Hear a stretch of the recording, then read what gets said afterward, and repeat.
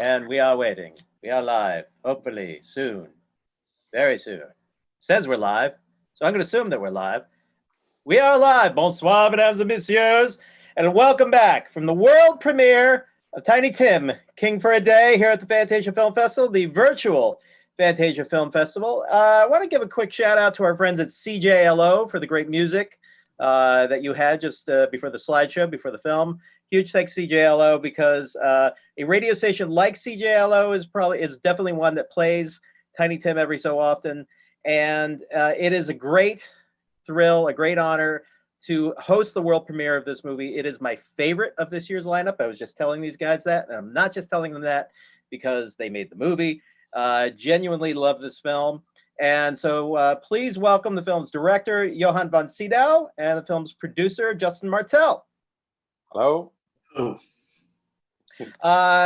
Let's start with Justin. You wrote what was to many is the definitive biography of Tiny Tim, Eternal Troubadour.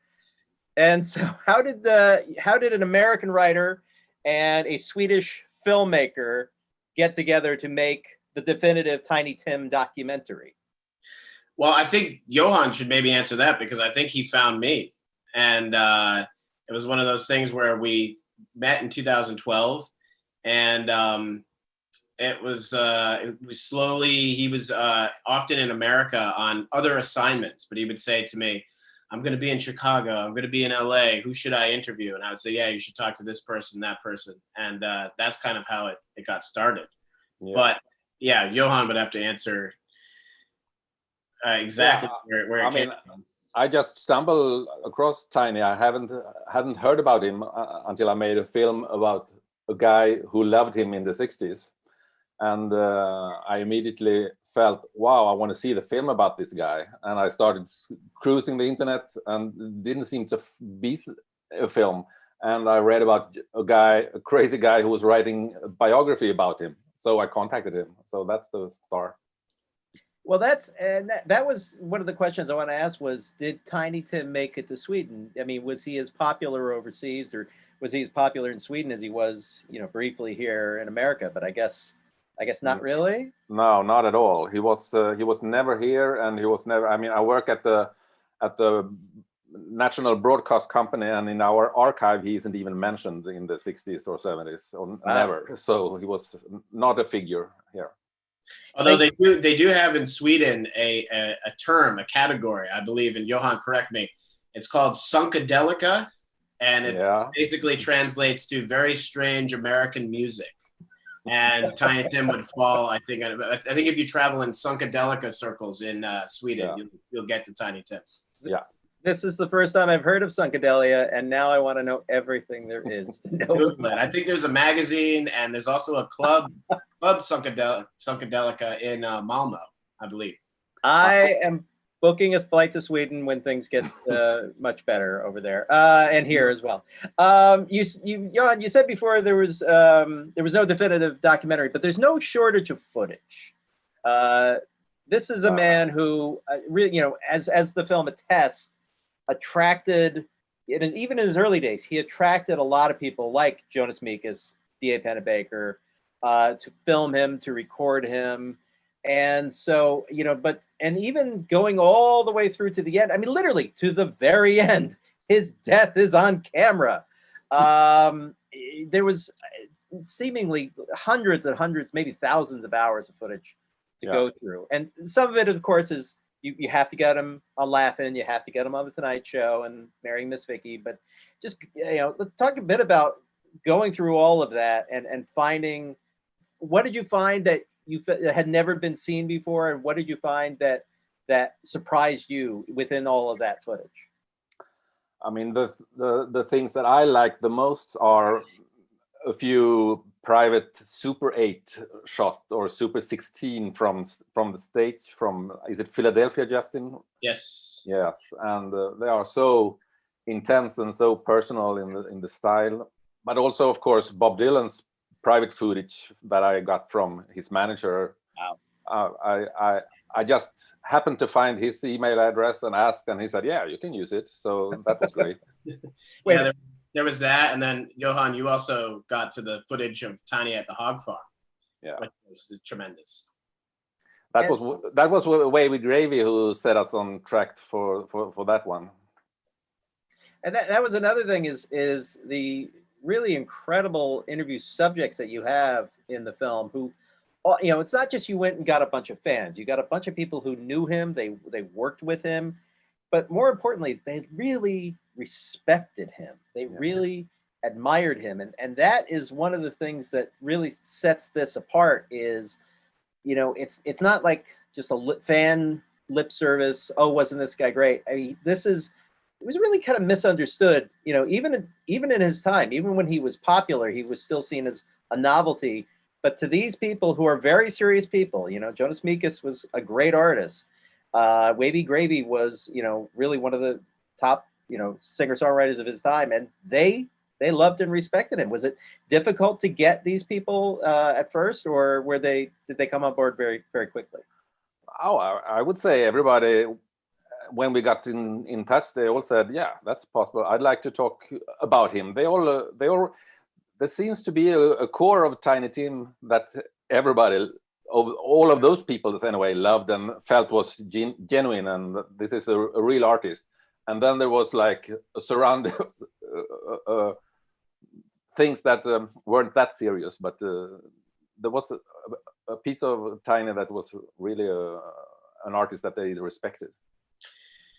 Yeah, and it's one of those things where, I mean, just the reason that I wanted to do the book and the reason why the documentary is so important is it kind of sort of sets the record straight. It's one of those things where, for whatever reason, Tiny Tim now is sort of regarded as this just like flash in the pan in the annals of popular culture.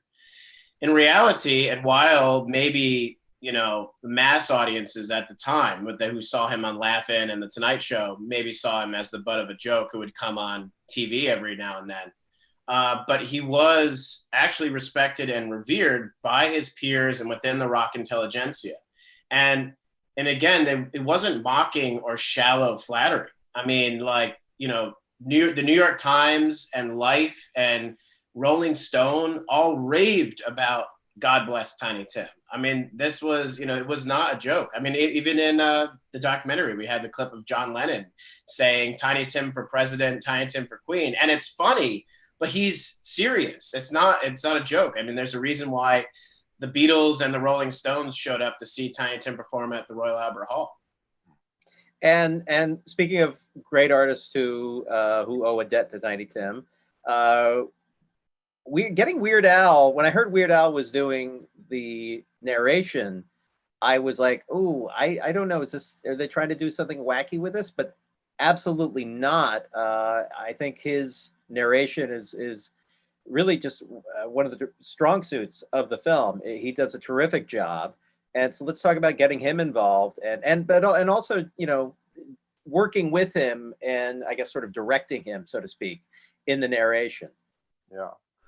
I mean, he did work with Tiny. He did meet him. He did maybe not sing together with him, but they were at the same show. Was it Dr. Demento, Justin, right? Correct. Yeah. And then there are photos of them together, like backstage at a few other events. Yeah. And so he was a fan, and I mean, people say that he looks like his son. They are pretty much alike. So I think he has this kind of connection to him, and he was lovely to work with. I mean, we were at first he was trying to give more energy in the voice when he was reading the diaries, but we just said no, just go inside yourself and be more like an inner voice, and I think he makes it great.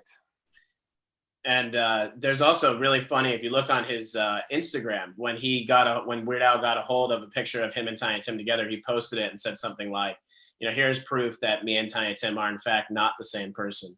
And Johan, if you recall, remember he told us that story at the recording session where he said in the 80s he went and saw Ringo Starr, and Ringo Starr apparently stopped the show and said, ladies and gentlemen, and I think he's not sure if Ringo was joking or if he was serious. He said, ladies and gentlemen, there's a huge star here in the audience tonight. I'd like everybody to give it a round of applause for Tiny Tim, and pointed to Weird Al.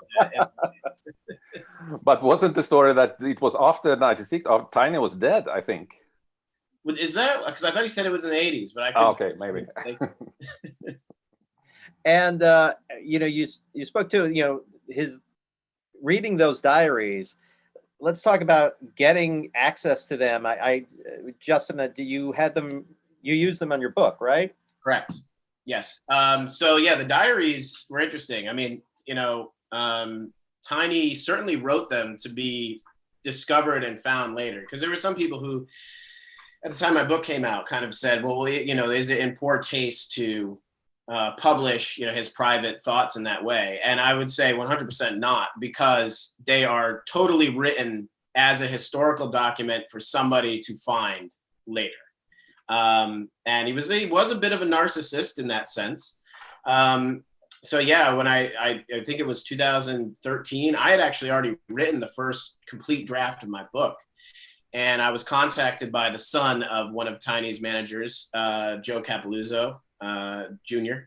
And he was living in Arkansas in the Ozark Mountains. And he told me he had Tiny's diaries in his basement, but he wanted to do the right thing. So he would only give them to Miss Vicky. So I facilitated the transfer of the diaries from him to Vicky.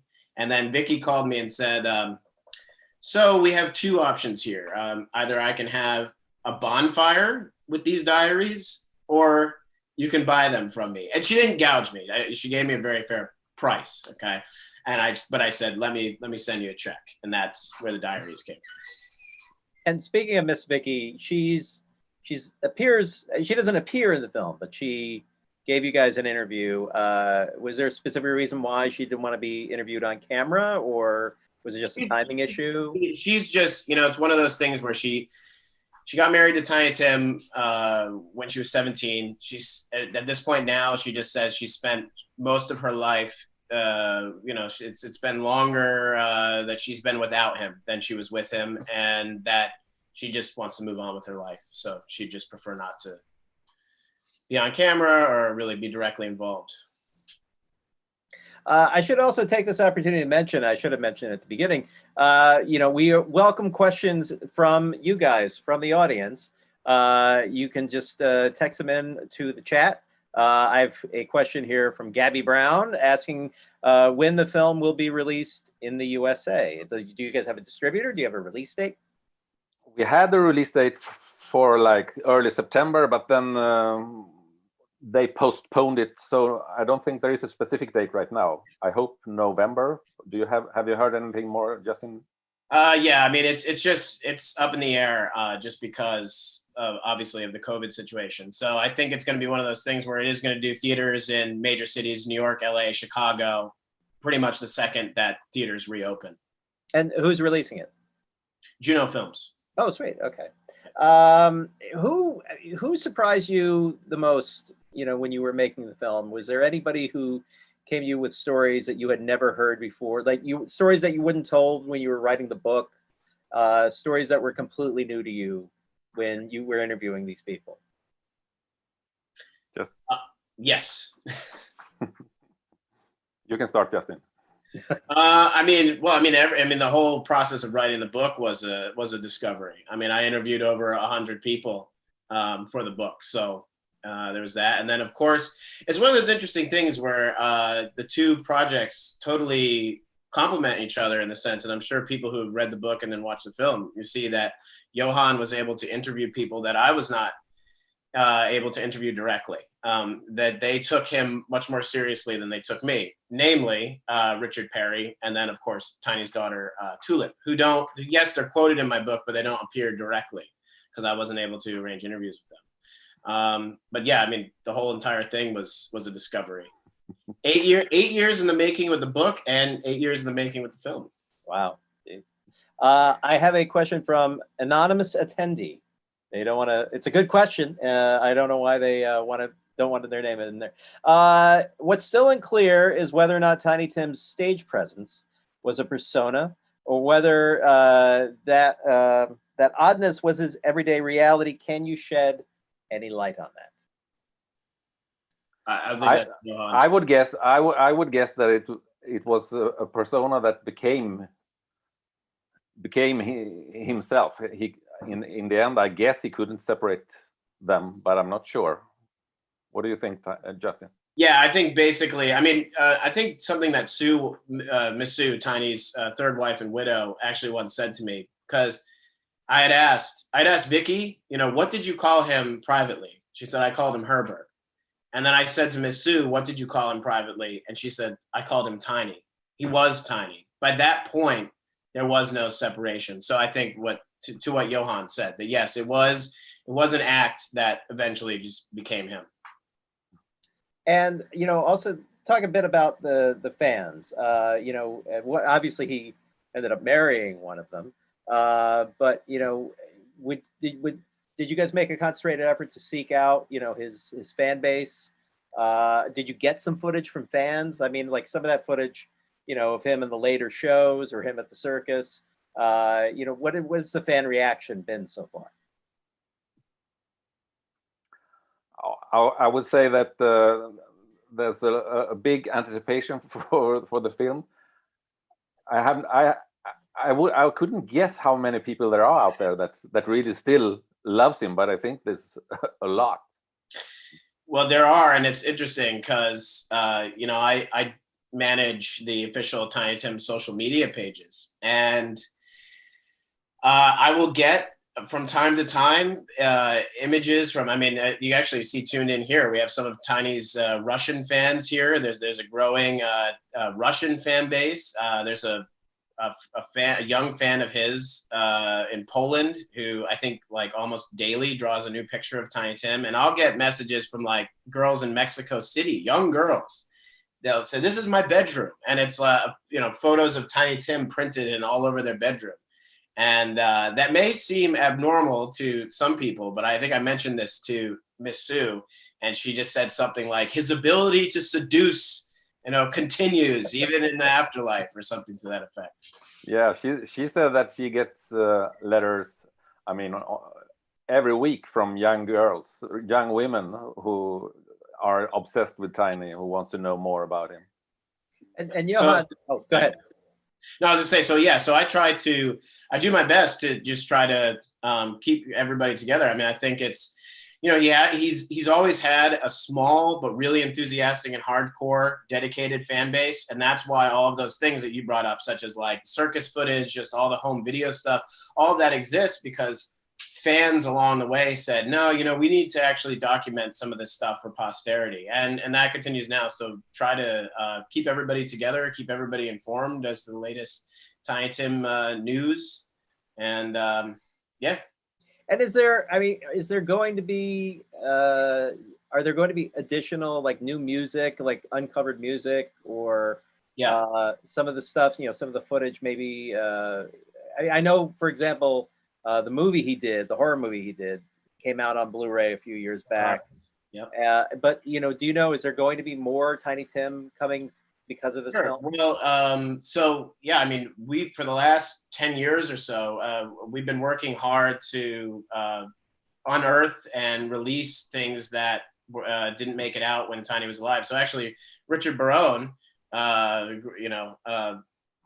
the great Richard Barone of New York City, he had an album that he recorded with Tiny Tim when he was 16 in 1976, and we worked together, and that was released about 10 years ago by Collector's Choice, called I've Never Seen a Straight Banana. And since then, also, we worked together on another album called Tiny Tim's America. And just even this year, I put out a CD called Tiny Tim's Spirits of the Past. I don't know if you remember, in the film, there was a woman named Rita who was his fan club president. And she was saying, oh, he climbed down the balcony, and his manager was saying, don't tell him I'm here. Well, we just put out a private hotel room tape concert that Tiny did for her in 1969. And we just put that on CD called Spirits of the Past. Wow. And I'm happy to announce as well, actually right here, that we are currently, through my record label, Ship to Shore Phonoco, we are working on a 3 LP reissue of Tiny Tim's seminal 1980 album, Chameleon, that was produced by Aaron Sharp in Australia. Amazing. We've got So yes, so the answer to your question is yes, always releasing new, old Tiny Tim stuff and working to get stuff out there. amazing. And Taylor, a question from Taylor were Boyd Rice and David Tibet, who both championed and befriended Tiny in his later years, were they approached to be interviewed in the film?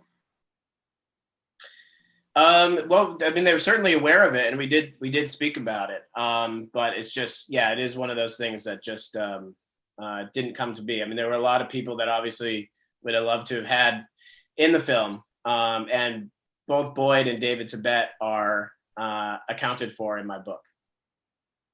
Johan, I just want to touch upon something that you said before. You didn't know Tiny Tim in Sweden. He obviously, though, was popular in England. He had an audience. He had fans in Australia.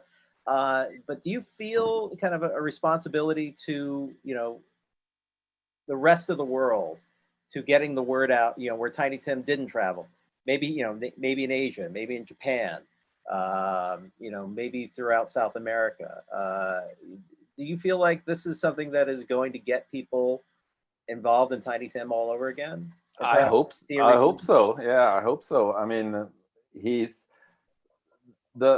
when he's good, he's really good, and he's such a character, and he has such a message of love and friendliness. So, of course, he should be appreciated all over the world. I mean, he was not huge, but he was in Germany and France. He was in the late 60s and the 70s. He's quite big, but playing the Isle of Wight festival, yes, for yeah, like 500,000 people.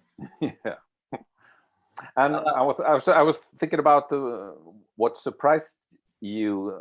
That was in early when I met like D.A. Pennebaker and Richard Perry, not the least, his first producer, that they were also serious and they so very much loved his Tiny's work, and that he was really a talented artist. It was not at all the one night, one show, one hit wonder guy.